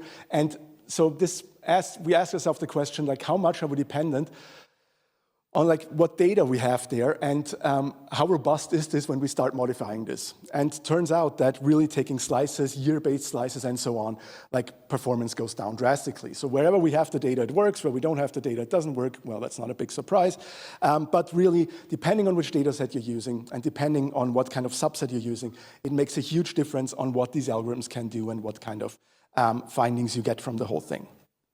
So we found that this bias in data has a lot of impact both on this description but also on the prediction of the systems here. So the reflection of this research part and some of the challenges that we encountered. The short story is there's bias everywhere. So this is usually what people like to say, right? So there's a lot of bias in the data, and this is the problem with machine learning. There's a lot of bias. If we know about the bias, we can correct it, and then everything is better. Okay, let's look at what bias we actually have. One bias is that, of course, a data set or the data sets we have, there's only a part, like only a very limited view of what music consumption is actually about and how it evolved over the years. It always reflects the platform it has been collected on. It always reflects the context. It always reflects the recommendation paradigm. And we got to understand where that data comes from before drawing any conclusions or generalizing from that. Okay. Another problem is that we found is that we cannot really merge the data sets to make a more complete picture. They all represent different things, but they don't add up to making like a better picture of what music listening is about, because they come from different contexts, they cover different time spans, they cover different music that's in there. So actually, this is not going to work out. One aspect of that being that 2 of the 3 data sets, and particularly the big data sets that we used there, have been taken off the internet in the meantime. So this probably in light of, or in the wake of AI, where everybody realized, ooh, labeled data, high quality data that we share with the world is so valuable these days. So let's make sure that nobody has access to that and trains their models on this. And so they pulled all these research resources that they were giving and donating to the research community before. That's a big issue for the research we're doing when we're doing music recommendation, and all of a sudden we don't have any data sets on music consumption anymore, or less data sets. Another problem is that none of these data sets actually contains all the facets that we would be interested for research. So They might not have audio. We might not know what the tracks actually sound like. This might be able to connect if we have some other source, but like usage data, metadata, all that at large scale is not that easy to get. So that's something that is hard to obtain. And then the problem is that some of these data sets that we have are actually anonymized, and not only in the sense of who are the users behind this, but also what are the tracks that people are listening to. So we don't even know what music it is. It just turns into an identifier that we want to predict from a sequence. We know that it's music, but we can't really correlate it with anything else that actually makes sense how people use music, which poses a big problem on the, let's say, on the possibility of also using other methods, like user studies, for instance. If you don't even know what kind of music that was, if you can't pre-train a model with a large database and then see how people like that because you don't know what the songs are, it's a huge issue. So this is a problem for us, and actually, it's not the only problem, because I'd like to talk about the bigger picture. And while I was talking about the research challenges, it's all about bias, the bigger picture is actually all about power, let's face it. Music recommendation is not the thing that I was telling you about. It's the thing that we do as a model of the whole thing in order to perform research about it. We get some usage data, we know that this is music, we basically apply some algorithms to it and try to see if we can mimic the trends, if we can mimic the data that we have. But music recommendation itself as a phenomenon or like as a task or so is very complex, and it's not only about providing the user with the best listening experience as the platforms always tell us it is. Music recommendation has multiple stakeholders, and those stakeholders have competing interests. Okay, the users want good recommendations in a way for a specific context, etc. That's granted. The artists who make the music on these platforms, but also the right owners, these are two different stakeholders, but somehow let's say this is like one group. They want their music to be visible, listenable, and they want to be included in the recommendation process. If they don't get recommended, they're not making any money. So they have the interest of being recommended. That is the goal for them. The platform wants to pay out less and collect a lot of data. Collecting the data is their business model. This is what they sell to other companies. When you look at things like Spotify for brands or Spotify for artists, they give you a lot of background information. Who can you sell your music to? What is the kind of product? What is the kind of demographic that's interested? They make money off that data, but they don't want to pay money by like paying people for streaming their music. So they will find ways of like giving you some other data that's like similar and so on. And doesn't cost them as much. Now looking at it and thinking where does the data come from that we use in research, actually the data that we have for research primarily reflects the interest of the platform. This is not the music listening thing of what users want. Users are involved in the whole thing, of course, but the kind of data that is going to be shared, the kind of data that's there, that is what the platform wants to do or what the platform can do. So for some of these data sets, this is, for instance, like only citizens or like listeners in the US because they don't have GDPR, so it's much easier for them to scrap that data and repackage it again as a research data set. No European users involved. When we do recommendation, basically you don't have any European usage patterns in this. Now, if we're interested in this ecosystem and we want to get more insights there, we actually need an interdisciplinary approach. And I'm starting to make a transition to digital humanism here, unless you haven't noticed. Particularly, there's a project that we're having right now, Recommendations Explained towards transparency and fairness for various stakeholders, where we're trying to investigate the needs, the understandings, and the expectation that the different stakeholders have in this process, right? And asking questions like, what level of transparency do you need? What makes sense? Like, what would you consider fair in such a system, and so on? And then we would try to translate that to technical necessities and algorithms, how to represent that. And this is a project that's done by my PhD student, Sharzad. She's in the audience. And in the context of the Digital Humanism College that we're having, which is an interdisciplinary college, and therefore we have interdisciplinary supervision teams. So this one I'm supervising together with Verena Dorner from WU and Mark Kuchelberg from University of Vienna. So here the idea is really to bring the different expertise of the supervisors of the different disciplines together, and therefore having a better picture, a better methodological tool set in order to answer these questions and to develop better systems that are closer to what people want, and not only the users, but the different types of users that are actually part of such a system. I mentioned this just as a quick plug for the doctoral college. So I said already, an interdisciplinary PhD school. It's funded by the WWTF. It's inter-faculty by design, inter-institutional by design across the 3 universities, TU, Uni Wien, and WU. And we have this cross-disciplinary supervision. Thanks to the WWTF for making this possible. It's funded by them and universities together. We currently have 10 positions through this funding, but then associated projects as well. Topics that are discussed there are, let's say, questions of democracy, right, with IT systems, questions of sustainability,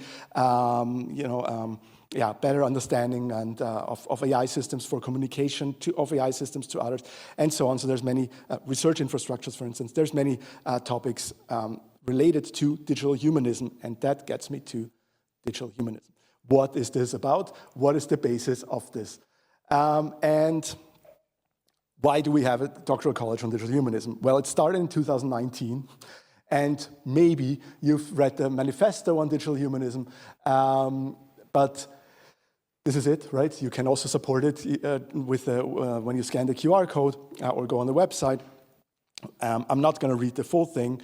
Some aspects of it that I like to mention in this context. It's a call for reflection and action. It's addressed to science and decision makers, but it's also a research program. And it has some, or basically postulates some core principles here that we have to do as researchers, how research in general should be structured, what the role of universities is, and so on. For what needs to be done for digital technologies, they should be designed in such a way that they actually promote democracy and inclusion. By now, I have to say, like, there's a lot of definitions of democracy across the world. Better any of those than none, but still, it seems to be like people can agree on other things more than necessarily on the democracy part, but it's still something that we're interested in. It's about fairness and responsibility and transparency of software programs, of algorithms, how they're designed, and so on. But it also has a very political dimension in the sense of like that action needs to be taken, for instance, against tech monopolies, for instance, against this dependence of research on companies, on as I said, for instance, in our case, on the dominating industry like Spotify and so on, where we have issues doing the research if we don't have access to data or we don't have any other data sources, for instance. I'm not going to go through all the details here, but I'm going to go to the definition here that we have in the manifesto, what digital humanism is. It analyzes and, most importantly, influences the complex interplay of technology and humankind for a better society and life, fully respecting universal human rights. So that is the question, like, which kind of values are we talking about? We're talking about human rights. These are the values this is built on, and our goal is that we must shape technologies in accordance with human values and needs. Our task is not only to rein in the downsides, but also to encourage human-centered innovation. And before I get to the responsibility that we have for that, based on that, just some more examples of what this means in research. Some more digital humanism, basically, in some of the projects of my PhD students. I warned you before that there's going to be your image on the slide. I hope it's bearable. But something that is closer, that is related again to music. So this is the thesis of David about user perception of AI-generated music. So what is the impact of this of these systems, particularly for people working in this area, right? For professionals. So what does this also change? How does it impact like this area of music creation, of musicians, and so on? Then Katharina, this is a thesis I'm supervising together with Andy Rauber on designing trustworthy research infrastructures. Again, I think the topic of trust is a very important one in the context of digital humanism, trustworthy in institutions in general, but particularly here for research. Bettina is researching barriers to degree completion in informatics bachelor students, so very, in a way, inward-looking, but also if we want to do good education and research, we should know how to do it, right? So this is a thing that we have to figure out for ourselves. And Ilya is working on explainable knowledge-driven large language models, something I co-supervise with Stefan Woltran, where the idea is to bridge like the symbolic side with the machine learning side and get better understanding and white boxing, basically, LLMs. Okay, so it's not only about research. There's a long to-do list that I went through what the manifesto actually asked us to do, and we're working on it because it's really a lot. It's easy to claim everything and say like everything we need to do, but then when you look at it, how to bring it into practice, it's a different story. I think the most important thing is taking responsibility. That's what it says written all over it, without the specific words, but like everything is about responsibility in a way. It's about developing ethically, but also researching what ethical development means in this digital world. So I think overall we can say this has something to do with practice, also the interdisciplinarity. So that was the first thing I wanted to get to. Interdisciplinarity is very important here. But in practice, this makes a huge difference. Then we have a mission in education, or several missions in education, for universities, for schools, in continuing education, for professional trainings. And we have the involvement of society. So basically the third mission, our third mission is the third mission as per usual, but this also extends to politics with policy briefs, statements, etc., but also political interventions, working with regulations, working on laws, whatever methods you have for this.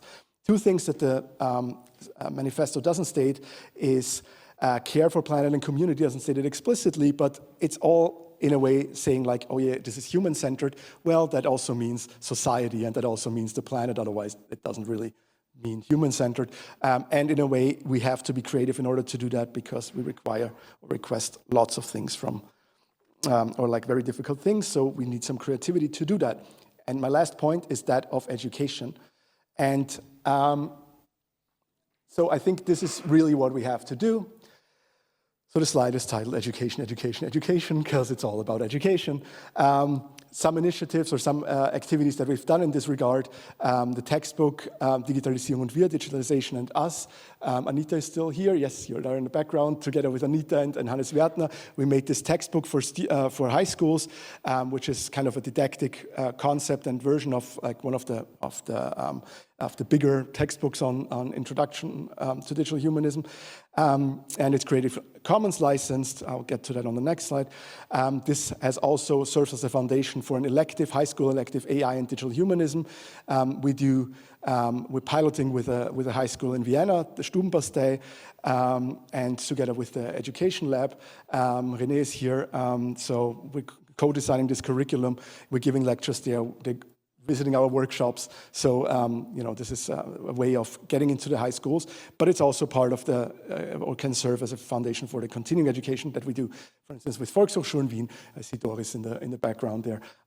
So, like lots of these activities that we do, just something I'm very proud of is that this book is now translated and available in 4 languages. So we have a German version, an English version, a Dutch version, an Italian version.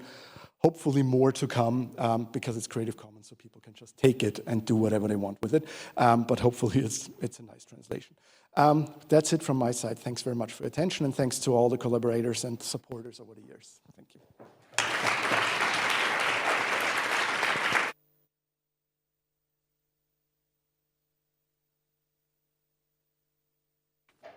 So I would like now all 3 of you to enter the stage for a couple of questions. You can continue afterwards with drink and food and further questions, but perhaps there are some.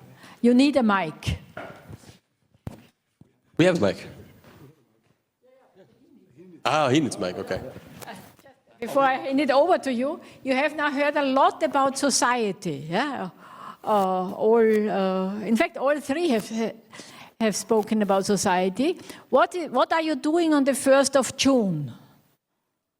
You are all attending the Austrian Computer Science Day at the Kuppelsaal, where all the presentations have 3 strings at the end of their title.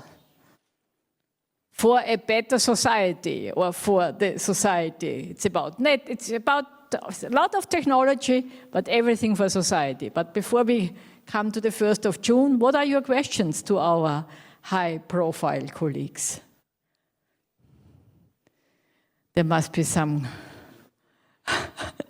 ice-breaking question.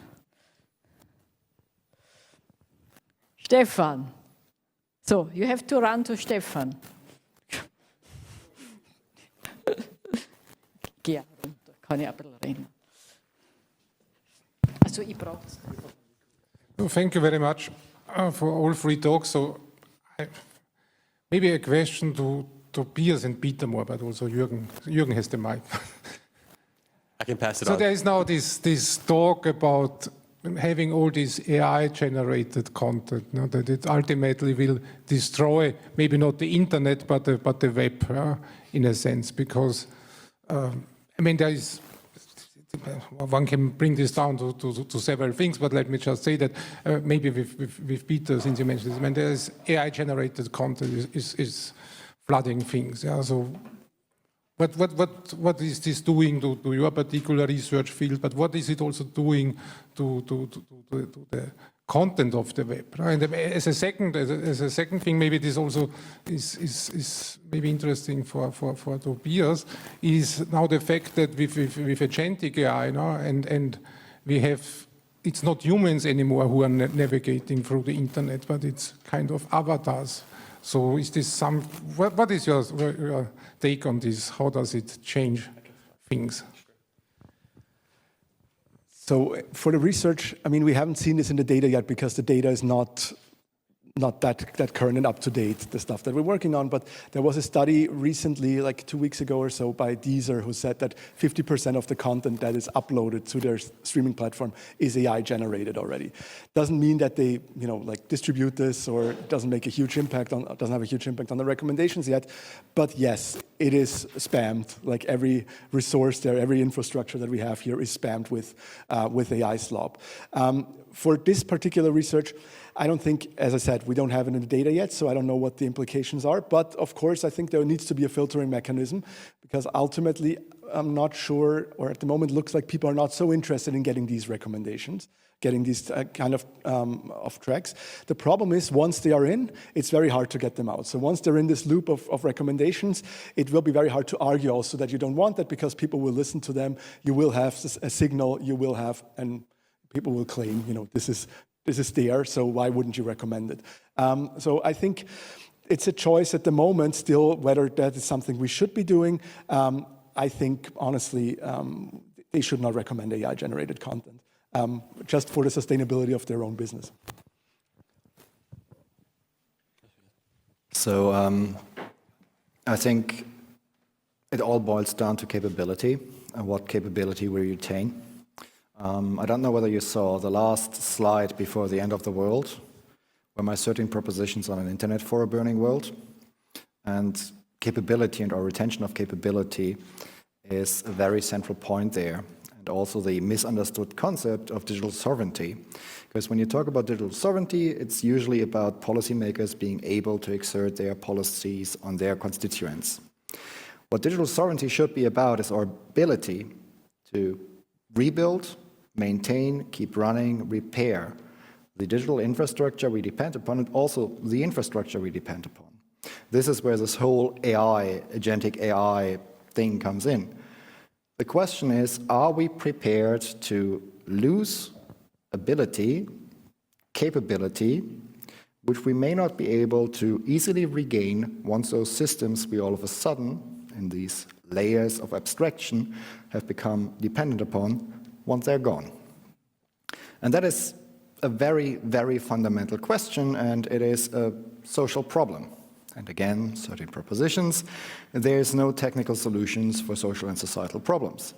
People would just have to realize that they are giving up ability. And that is really hard to do. And I mean, we can draw this into another field. Who here in this room can cook? I would say half. But we all have to eat. And that basically closes that loop. What do you do once there's no more McDonald's?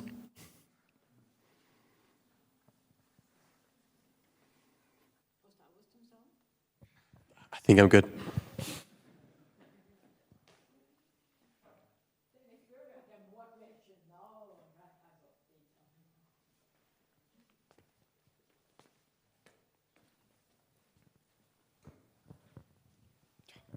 Thank you for your very interesting presentations. I have a bit of a challenging question to you and a request.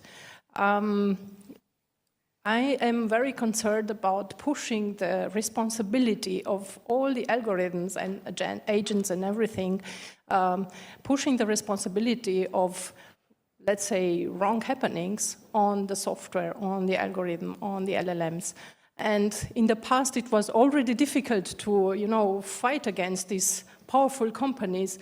Now with these LLMs and the agentic AIs, it will be even more difficult.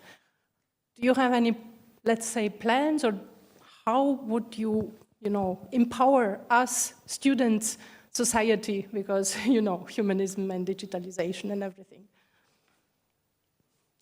I don't know to put simple questions, sorry. I personally find that very, very, very simple and easy to answer. You build it, you own it. The responsibility lies with the engineers. The responsibility to say no is a very integral part of being an engineer. And we see people building these systems not saying no. And for me personally, that means they are not engineers, because they are not taking the responsibility for the things they build. And what we have to do, what we have to instill in our students when we make them engineers, is A, the awareness of having to say no, and B, the ability, the self-esteem, and the trust in their capabilities to then actually say no. And also stand up against policymakers that want to further the Wirtschaftsstandort, insert country of your choice, and want to get rid of all those inhibitors of you have to ask an engineer because you can put a load, before you can put a load on this bridge, or before you can put that LLM into production. We need to get back to people taking responsibility, and we need to educate our students to do that without them being asked to, just as a part of them being engineers. I think one part of this is also, it's something that comes back to our own education, right? Because you asked that question. I think because we're having this, like how much AI and like how much of the basic fundamentals do you still need in a curriculum and all of this, I think it's clearly the case that, I mean, without the history, without knowing the basics, you cannot really be an expert in that field. You can apply the stuff and so on, can pretend, but this is why you have a university education, is because you also know where things are coming from and how they used to work in the past. I know we don't need to have everything and so on, but a solid foundation is still necessary. And I think then you can talk about responsibility, because those people who just get pushed to use a product, they will not take responsibility in the end, because it's also easy for them to just say, well, I'm just a user. So I can basically just echo the things that were said. I think the one thing we have to kind of acknowledge is we cannot only fight systemic problems with individual solutions, right? Eventually, there is responsibility that lies on the engineer in that case. Pragmatically, what it means to be an engineer, is shifting, right? In air quotes, in the sense that people can build systems and can deploy them who are very much not engineers. I think responsibility from our side is to build the tools and systems that make it as easy as possible to intervene and to be transparent about what is happening with the tools and the systems we're building. I would like to quickly disagree. Because if we build tools to make it easy to disagree, we're trying to implement a technical solution for a social/societal problem. And history has shown again and again and again that will most likely fail, and it will hurt the whole time until it fails. And the second thing is, people do not become engineers because they can build and deploy systems. Then they are programmers. They are people who can build and deploy systems. They become engineers once they take responsibility. That is, for me, the distinguishing factor between somebody who builds some technology, somebody who is an engineer. Yes, but pragmatically, who puts systems out in the world? Both of these people. Yes, and one of them are engineers, and the other ones are not. Absolutely. But in the end, does it matter when we're all using systems that are being put into place? And I agree that we cannot solve societal problems with engineering solutions, but only saying we should do better is something you already said that is not enough. No, we will be doing better by making more engineers.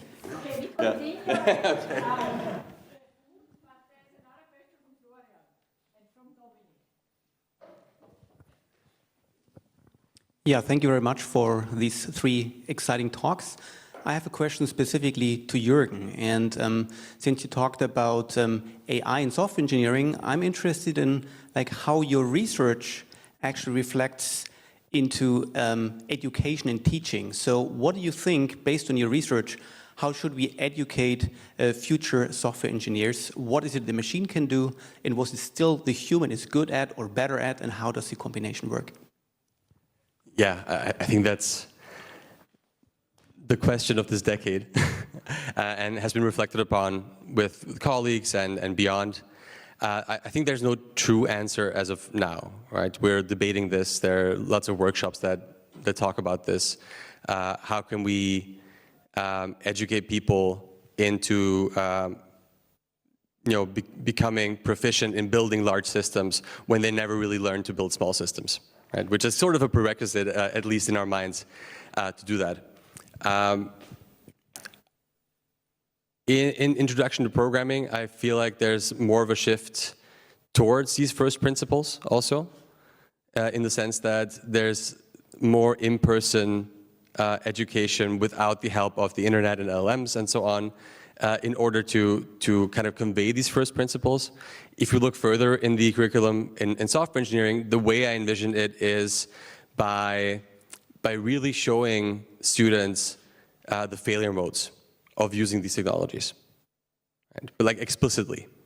If you are building real-world systems and you want to become an engineer eventually, you need to be aware of constraints that are very hard to replicate within a classroom setting.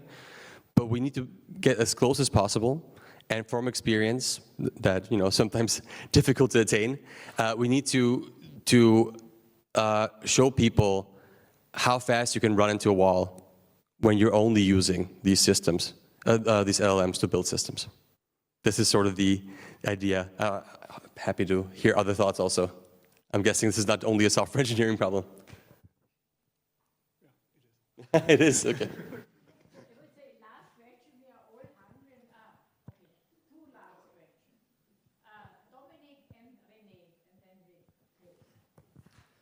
Yeah, thank you very much. I had a very related question to what Florian just asked. So I also wanted to ask, maybe from a different angle, Jürgen, you reported very interesting insights from kind of software engineering at scale, right? Looking at Google, Meta, behind the curtain.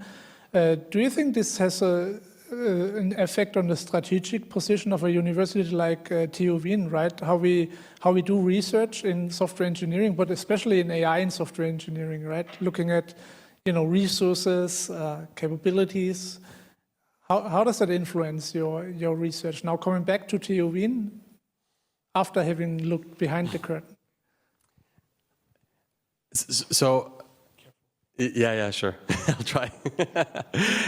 I think we need to distinguish the kinds of research we can do in both these settings. I think both are valid and interesting to some extent. But I've been thinking about what kind of research can we do in an academic context. And I go back to what I did pre-AI, which is program analysis, mathematically rigorous foundations that will eventually guide the way we deal with AI, right? So the longer I've been back from my sabbatical at Google, for instance, I'm trying to think of how we can compete, quote unquote, and we're not competing on compute power. We never will. We're competing on other kinds of innovations that can happen on a small scale, but through composition and through other kinds of scaling mechanisms will have impact. And that's what we've been doing in the lab. Yes, so since you don't agree on who's responsible or should be in the future, maybe Jürgen and Tobias, you can shed some light on how you would address the public, the third mission, so to say, because Peter already did that. So how do you think your responsibility, like what does it look like in the future when you address the third mission, the public, the society, because not everybody becomes an engineer, right?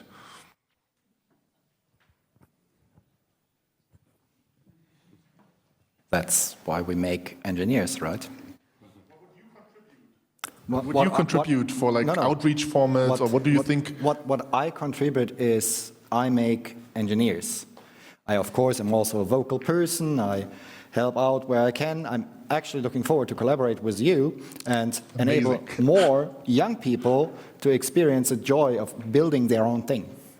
Right? Like if you start building something and it does, like it receives emails for you, that is like a formative experience. Like you are all of a sudden in control of your thing. That's a very fun thing.